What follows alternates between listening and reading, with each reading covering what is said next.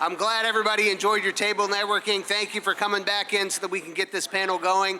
I am Chip Calandrio, publisher at Lake Mary Life Publishing and CEO of Lifeline. Oh, there you go. Thank you, Jeff. I appreciate that very much. That's it. Oh my gosh. Oh, thank you. All right, folks, no. That's the Lake Mary Rotary table over there, and the dirty secret is Lake Mary Rotary is going on right now, okay, at Heathrow Country Club. So everybody over there, they're playing hooky, so I appreciate y'all coming out.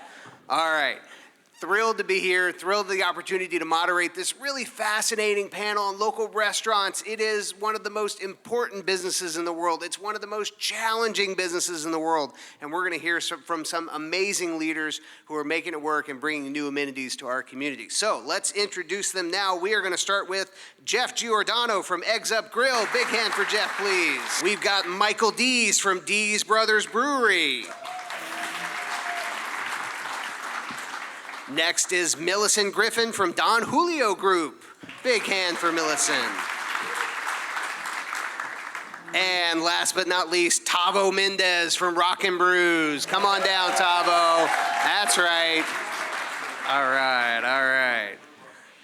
Okay, so we're gonna have a nice laid-back discussion with all of you. Just remember, keep those microphones close to you as you answer. Keep the answers nice and tight because we've got a lot of great questions and we're gonna get some phenomenal info from each of you. So we're gonna start by just going down the line just so everybody can get a feel for your restaurants. Start by giving us just a quick 30-second overview. When somebody walks into your restaurant, what can they expect? So you walking in into, we wanted to mimic a backstage feel. So rock and roll, music, lights, all kinds of album covers, and just a great vibe. You can't be having a bad day and then come in to Rock and Brews and still have a bad day. So it'll just immediately turn you on. And you'll have smiling faces welcoming you. We're pet friendly, so you can go and bring the dog outside. So it's just a good feel good rather place. So just makes your day, makes my day. Outstanding, I love it.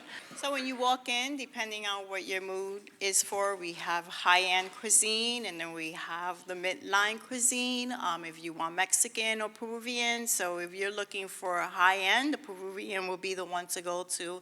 When you go in, you see a nice cozy atmosphere with smiley faces, and expect the best food that you probably will ever eat.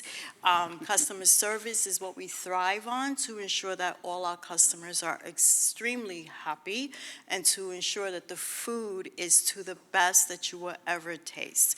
If you're looking for a midline type of atmosphere, Don Julio Mexican Kitchen in various areas, Waterford Lakes, Eagle Creek, Chickasaw, Lake Mary, you can go there and have great fun, music. We make that more to the authentics of the Mexican lifestyle, where we sometimes will have the Mexican music, we'll have DJs, salsa. So it really depends on when you wake up that morning and either you want to take your husband somewhere fancy or somewhere to have fun, or it's a place that you want to take your wife and just have, a fun time. And you just go to either one of the locations and you will have an amazing, amazing time there.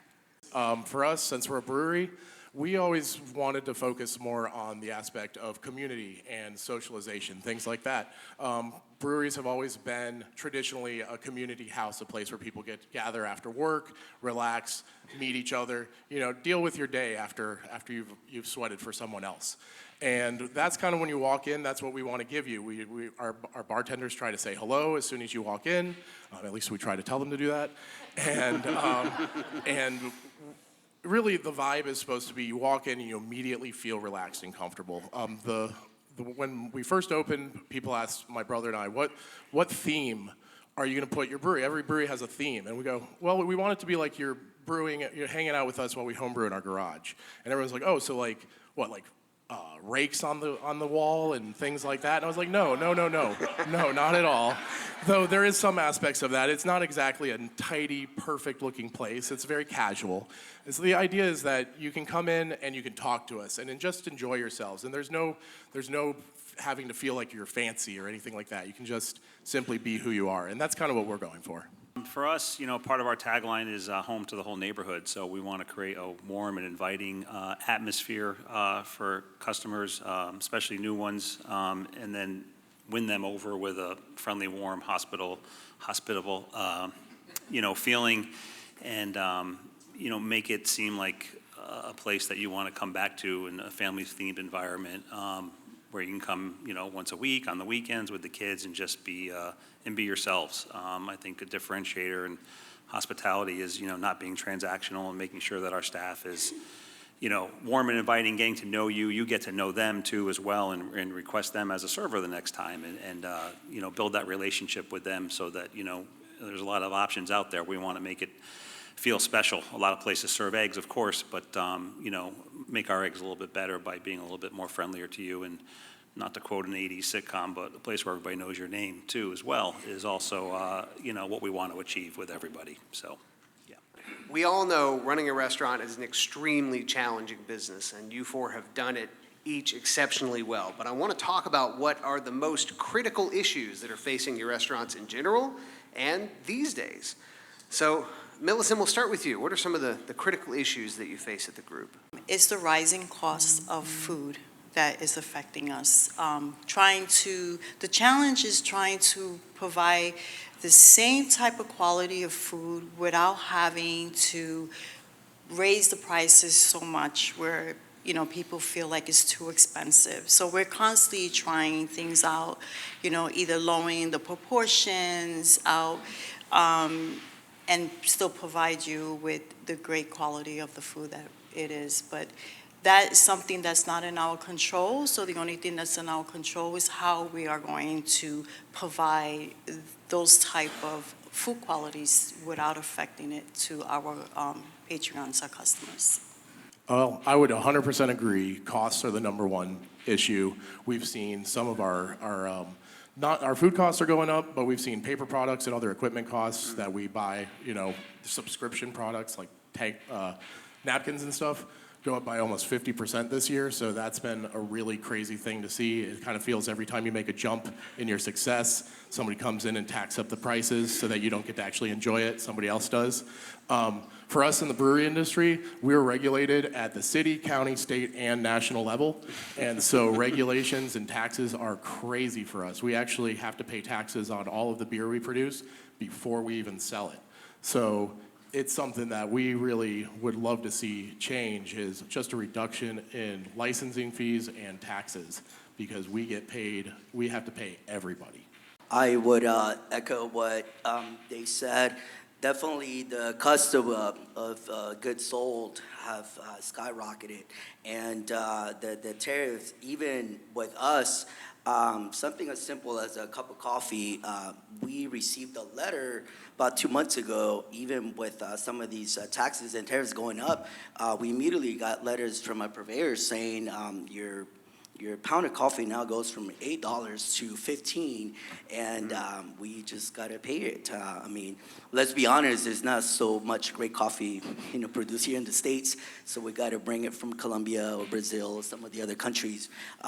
Even our utensils, our China silverware, paper goods, as they said, everything has gone up, and we're trying to, even now, I have exhibit A and B saying, well, this is the nice plastic, this is for the to-go orders because the people are paying, and this crappy styrofoam flimsy, that's the doggy bag for the leftovers.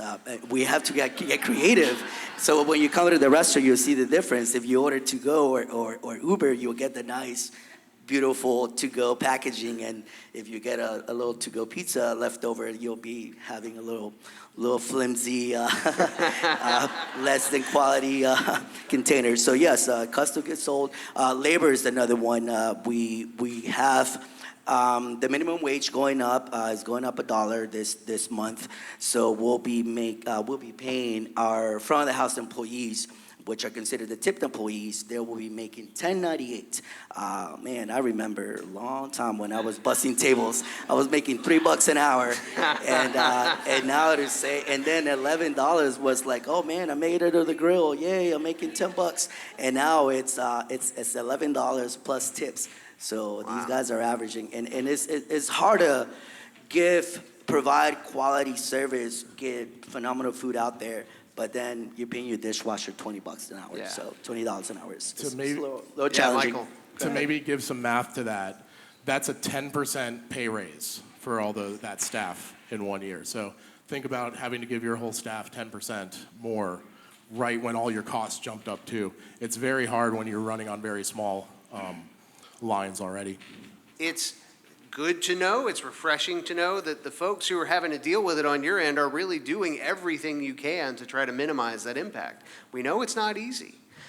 All right, well, let's talk about, actually, Tavo, you kind of winked at it a little bit, the change in the landscape of the business to a delivery, DoorDash, Uber Eats, all of that kind of thing. How has that impacted your business? And is it more valuable for us to come into your restaurant, or is the takeaway business really good business? So Tavo, we'll start with you on that and work our way around. All right. Well, we embrace the change.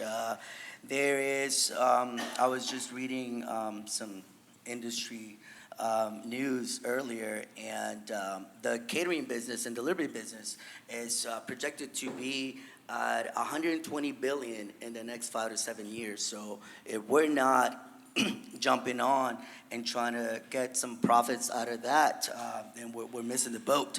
We're embracing it. Of course, I want you guys to come in. I want you guys to, again, feel the rock and roll and all the good vibes. And that's a best way for us to show our quality of service and food. But on the delivery service, again, we're embracing it. We actually partner up with Olo, which now takes out the middleman, so the Uber Eats and DoorDash, even online orders come directly into our kitchen, so there's no human error. You're getting what you put in, so it also kind of saves us, because if someone's like, well, you didn't put this on, or you didn't, well, sir, that you're the one that typed that order. It just came directly into our kitchen, and we're we're capitalizing on it. Sometimes the delivery service is what saves our day. Easy Cater is a great partner with us. Sometimes they're come in and bring in up to 30-40% of our sales for that day. Wow. For instance, yesterday I was just having a conversation with Jeff that it was a slow Wednesday, even with half off wines. By the way, even the nice wines, you get 5% on Wednesdays.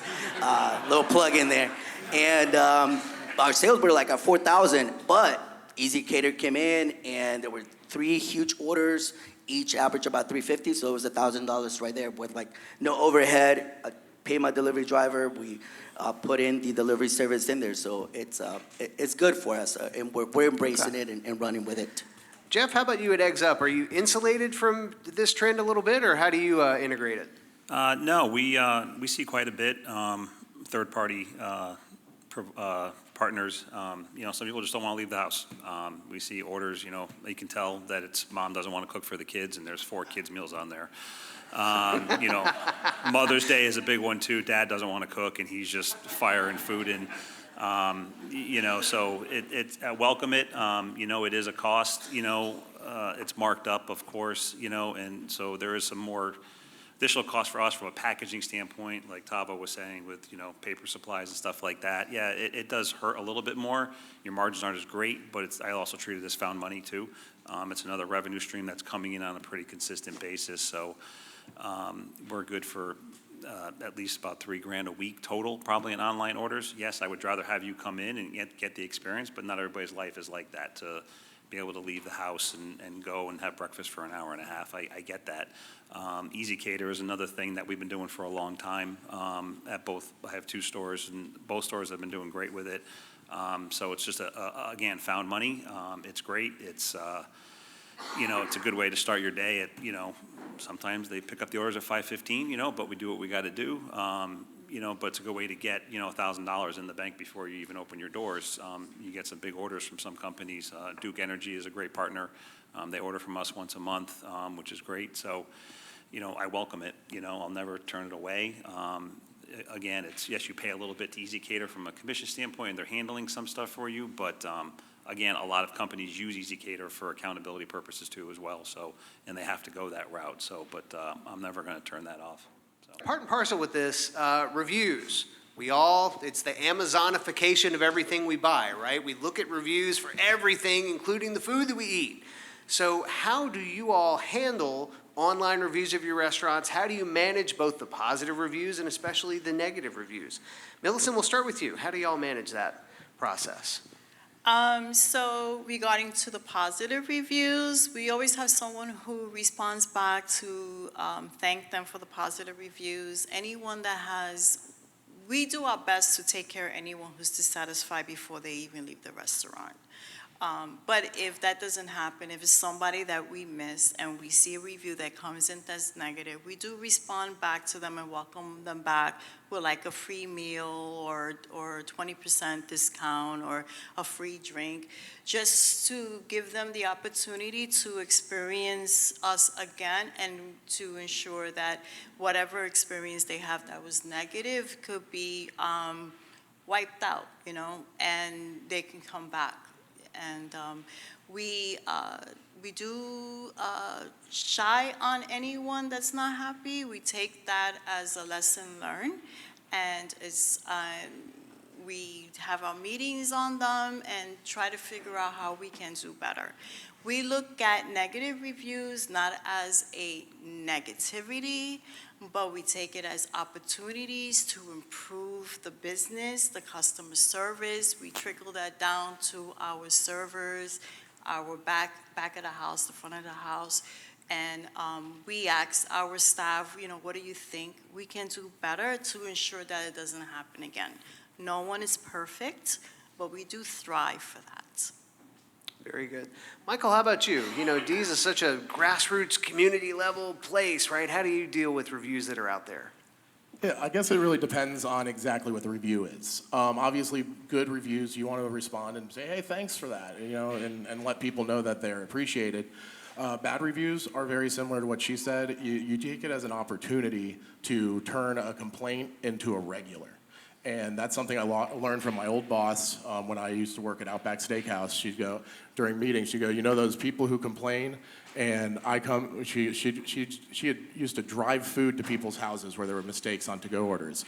And she goes, that's my opportunity to take that person who never wants to come back and come back all the time. And that's where the personal relationship stuff really comes in. That's where you tell them, hey, come on back in. We'll give you the right experience that you guys deserve. And that's the best way to do it. There are sometimes bad reviews where you can just tell the person there's something going on in their life, and either you can either deal with that with kindness, or if it's just an absolutely ridiculous review, a lot of times we'll just ignore it because those reviews will speak for themselves and show, oh, this is not about the business, this is about whoever's writing it. And so sometimes you just have to ignore them so that it doesn't turn into some sort of online fight. We've all seen those reviews, right? Yeah, maybe sometimes we've gotten them ourselves. We know how those are. All right, great perspective. Thank you. Jeff, you have an interesting perspective because you are also a franchisor, and Eggs Up is actively expanding from a franchise point of view. Talk us through that business, how you manage it, and then also how you manage that with the day-to-day responsibilities of running your own restaurant. That's a good question. I think, Eggs Up Grill as a brand is growing. I think next week they open up their 100th location, which is great. Wow. There's 7 open in Florida. I have 2. Still looking for a 3rd at some point. But it is a challenge, but it's something that is great because it's rewarding. The day-to-day is the same goal, is to have a great shift, to take care of guests, serve great food, have great experiences for our customers. But then the next day, it starts all over again. It's a completely different experience and different customers and different, vibe to the day and stuff. So the challenges are always there, which is what makes it exciting for me. I've been in food and beverage for a long time, so I love building teams and stuff like that too as well, which is what's also rewarding to see people grow and develop. I've had dishwashers moved up to cooks and work all the stations and, things like that. One cook just went to college and she's working at the Eggs Up Grill in South Carolina, and they love her and she's doing great. And, so things like that are rewarding for us too as well. But, as a brand and the growth that they're putting forth is great. And hopefully, as we grow here in the state of Florida, you know, it'll just bring more great experiences to everybody in the Florida area. Let's talk about brand loyalty a little bit, because you each have excellent brands. And there's a little restaurant brand out there called Cracker Barrel that you might have heard of. They've been in the news a little bit in the last few days with a little bit of a branding thing going on. So how do each of you have to be so careful with your brands these days, right? How do each of you manage your brands and the loyalty that you've created in the community? Mellisen, we'll start with you. Well, I would say Don Julio first started with a branding by giving back to the community. There was a hurricane, and we gave out, I think it was Michael, I don't recall, gave out about, I don't know, maybe 10,000 cases of water of the local community. That's, I believe, where we started being more recognized. We tried to be involved with our local churches, and we do events, family events, Mother Day events, Cinco de Mayo events, you know, just to get people out of their home and to socialize with each other and to see how we are. Again, we thrive on customer service, and I think customer service is self. When someone is happy, they tell other people about us, and that's what brings our brand together. And obviously, one dissatisfied person will tell 100 people, but if we can turn that one dissatisfied person into a happy person, they will tell those 100 people about us. So branding just basically comes from how we present ourselves from the moment a person walks in. First impression is your last impression in our restaurants, and giving out to our community as much as we can. Okay. And with community involvement, each of your restaurants in its own really unique and special way is a gathering place. I've been to everybody's restaurant here, not only to dine, but to meet with groups and things, and with the chamber, we always do that. So I want to talk about what that means to each of you. Tavo, we'll start with you. Rock and Brews is absolutely a gathering place for a number of events, including the Business Alliance Council for the Seminole County Chamber, right? Which is the fourth Friday of every month from 1 to 3. So the event is 1 to 3 on a Friday, and it gets even a little bit worse. Tavo, when does happy hour begin at Rock and Brews? 3 o'clock. Yeah. So despite the evil genius of it all, talk about what community gathering and community involvement means to your restaurant, and then we'll hear from each of you. Of course. Well, I feel that not just in the hospitality industry, but every business in a community needs to have the community involvement on their SWOT analysis or any other strategic plan for their business to grow. We pride ourselves, as you said, and we even actually got an award for community involvement. We even beat some of the nonprofits around the area. Let me just say that we have gone a huge deal to go above and beyond to partner up. Just last week, we hosted 3 different organizations on giving back, including Seminole State that were out there, and a local nonprofit in Castleberry, and a school that came in and did a Spirit Day. So we, again, are very essential to the business. I hit the ground running when we started getting to let people know about the great product and awesome service that we had at the restaurant. People wouldn't know if I wasn't on their faces, literally. So again, very essential to any business, and if you're not doing it, I can come out and invite you over to some of our network events. As you said, our goal is to grow that council, by the way. Our committee members are over there. They want to bring 200, and we were pretty close last week. We almost had 80. So please do come out and network. Yep. It's all about selling your business out there. Mellisen, I have been to Don Julio's with the Rotary Club of Lake Mary. We've had networking events and socials out there. So talk about the importance of inviting the community as groups into your restaurant. The reason why it's important to invite the community to the restaurants, one, you get to know us, okay? Two, you get to see what the service is like.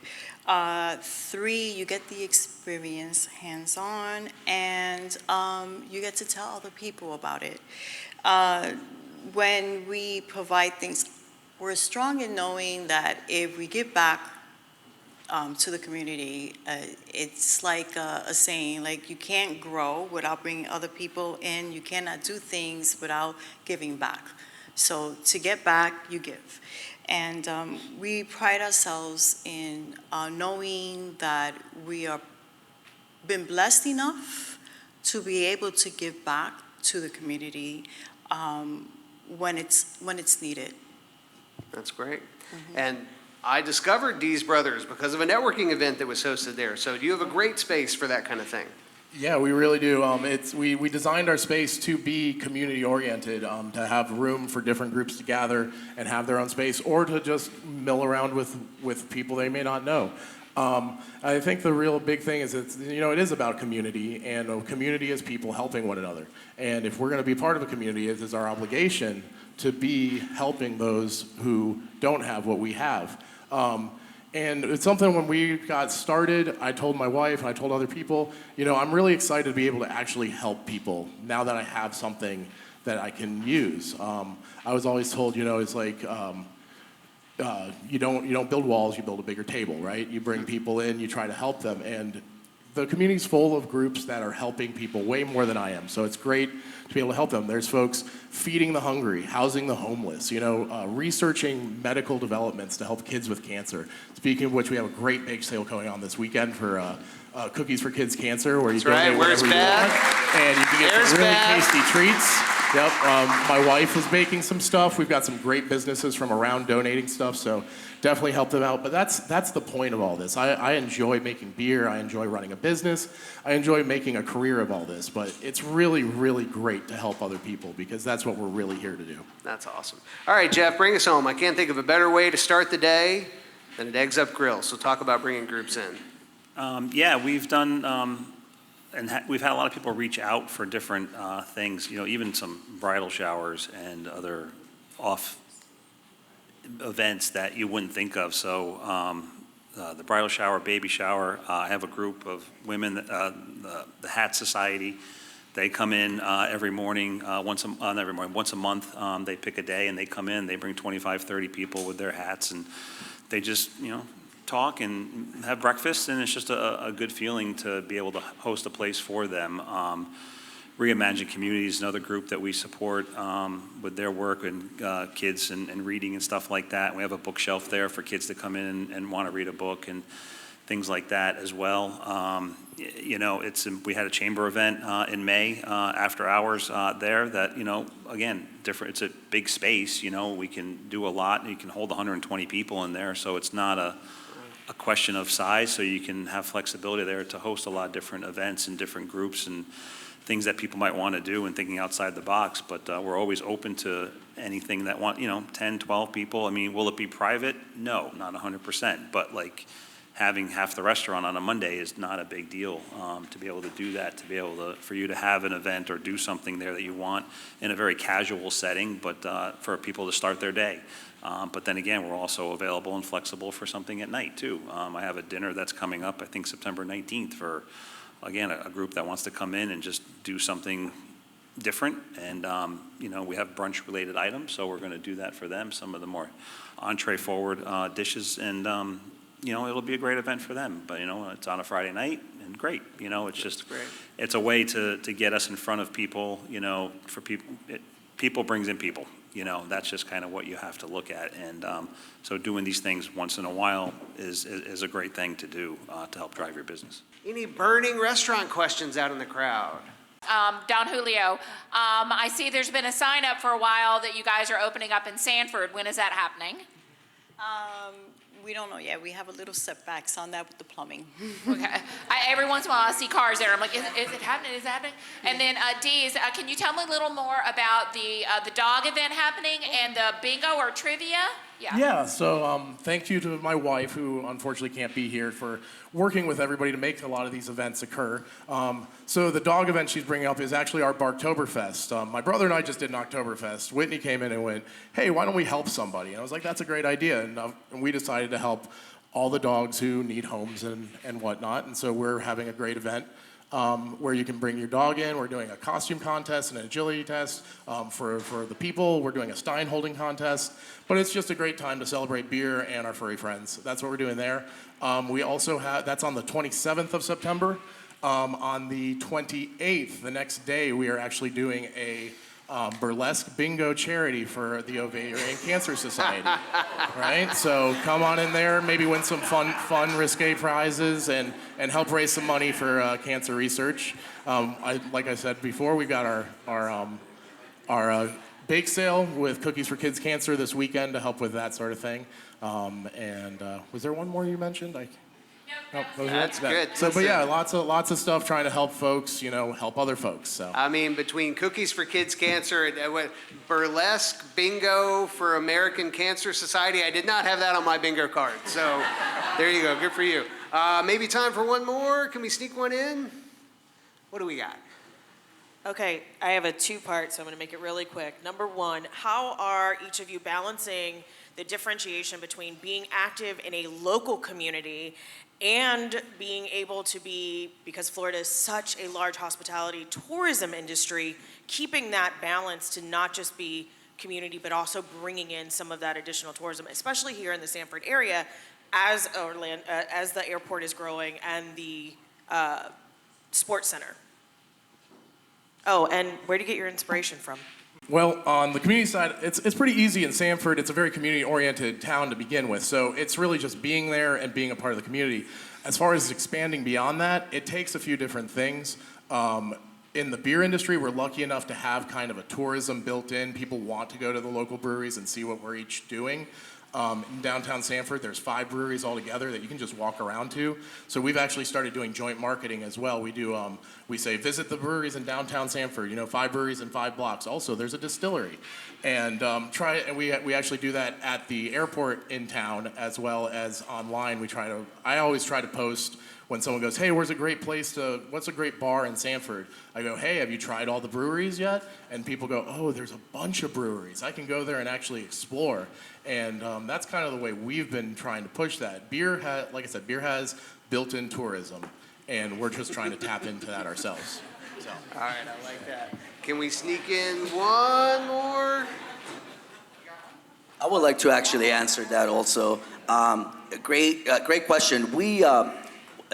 Rock and Brews is a national brand, so I go grassroots. Today, for instance, we're closing a restaurant to raise funds for our Seminole County Public Schools pantries. Last year, we were able to raise $50,000. We're shooting for 60.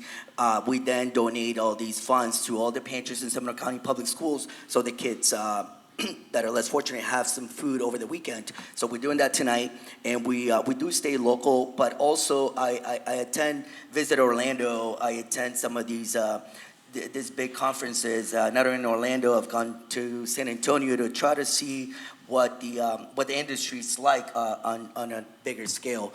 We were able to then know when we visited the Coca-Cola big speaker that said, your industry will be flat for the first 2 quarters, so don't even get any, just know that it's not gonna get better until probably last quarter of 2025. So with this data, we're able to say, okay, we're not investing, we're not growing, we're not opening, we're not hiring, we're not promoting, and sure enough, it's exactly what happened. We're luckily now 2% up from last year, so woohoo. But I hope that answers your question about the local and the national. All right, let's do rapid fire. John Gillen. Real quick, just as a nonprofit, I want to say thank you very much for all the support these restaurants and these communities. Go support the restaurants that support you and give you those gift cards and baskets and everything else like that. I don't want to end on this, but I'm going to ask a question. You mentioned the wages are going up for the servers, which is good, But the tipping culture in this country has gotten to the point where everybody's flipping their screens over and everybody's asking for tips for all sorts of things. Has that affected your businesses and your servers, and how do you combat that? In 2 sentences or less. Who wants to take it? We're still relying on our customer service. We don't even charge a 6 or 8 more servers that is an automatic gratuity. Again, we stand by our service, and if someone does not take care of our service, I usually comes out of our employee benefits. I always take care of my staff. All right, that's good to know. All right, Michael, bring us home real quick.